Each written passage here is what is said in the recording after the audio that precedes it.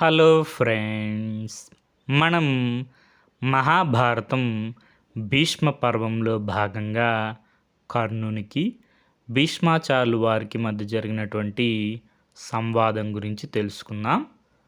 కర్ణుడు ఒంటరిగా భీష్మాచార్యుల వద్దకు వెళ్ళారు. అతని పాదములకు భక్తితో నమస్కరించారు.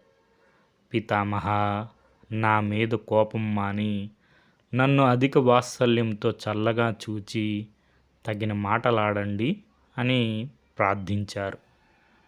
అప్పుడు భీష్మాచార్యులు వారు కర్ణుణ్ణి ప్రేమతో దగ్గరకు పిలిచారు.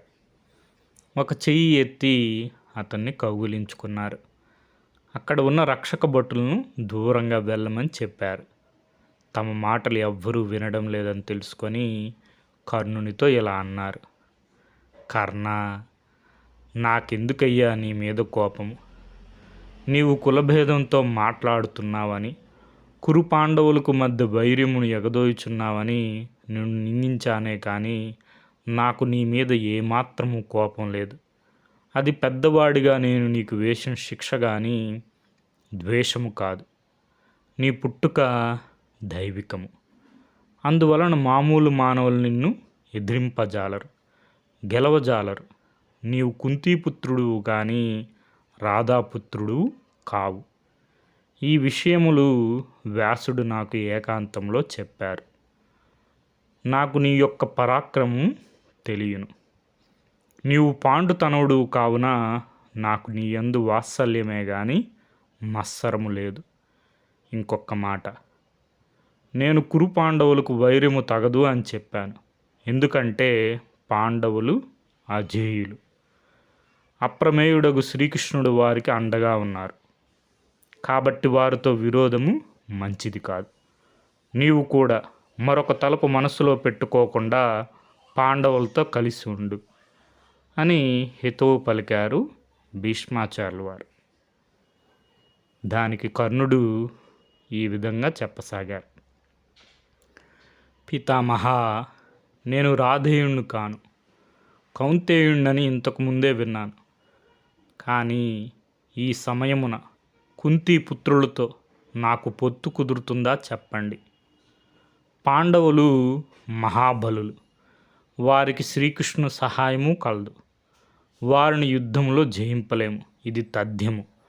కానీ ఇప్పటిదాకా సుయోధన ప్రాపున ఆయన చేత సకలమైన మన్ననలు పొంది ఈ సమయంలో అతన్ని విడిచిపోవుట ధర్మమా, న్యాయమా? అది వీరత్వం అనిపించుకుంటుందా? అదియును కాక నేను నాడు కౌరవ సభలో పాండవులను పెక్కు విధములుగా నిందించాను. పాండవులకు అహర్నిశము కీడు తలపెట్టాను.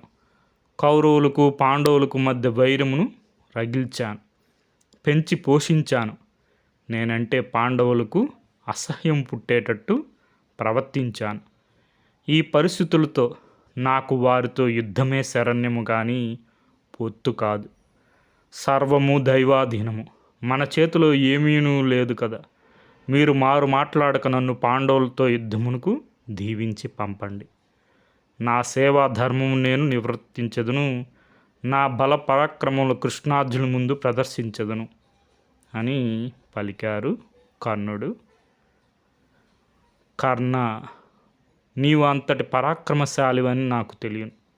సుయోధనునికి నీ భుజములపై కదా అత్యంత సహాయకారి. కావున రారాజుకు ప్రియం కలిగేటట్టు సకలము ఆచరింపు. నీకు నేను అనుజ్ఞయిస్తున్నాను. ఏమాత్రము అనుమానపడకుండా నీ మనస్సుకు తోచినట్టు చేయుము అని భీష్మాచార్యులు వారు కర్ణునికి చెప్పారు. భీష్ముని ఆదరపూర్వకమైన పలుకులకు ఎంతో ఆనందించాడు కర్ణుడు. భీష్మాచార్యుల వద్ద అనుజ్ఞ పొంది తన నివాసమునకు వెళ్ళారు అని సంజయుడు 10వ రోజు యుద్ధ విశేషాలను ధృతరాష్ట్రునికి వివరించారు అని వైశంపాయన మహర్షి జనమేజయ మహారాజుకు మహాభారత కథను చెప్పారు. ఇది మనకి మహాభారతం భీష్మ పర్వం తృతీయ ఆశ్వాసంలో ఉంటుంది. మూలం మహాభారతం, తెలుగు అనుసరణ కవిత్రయం పాదరేణువు మొదలు వెంకట సుబ్రహ్మణ్యం గారు. Okay friends. Thank you for watching.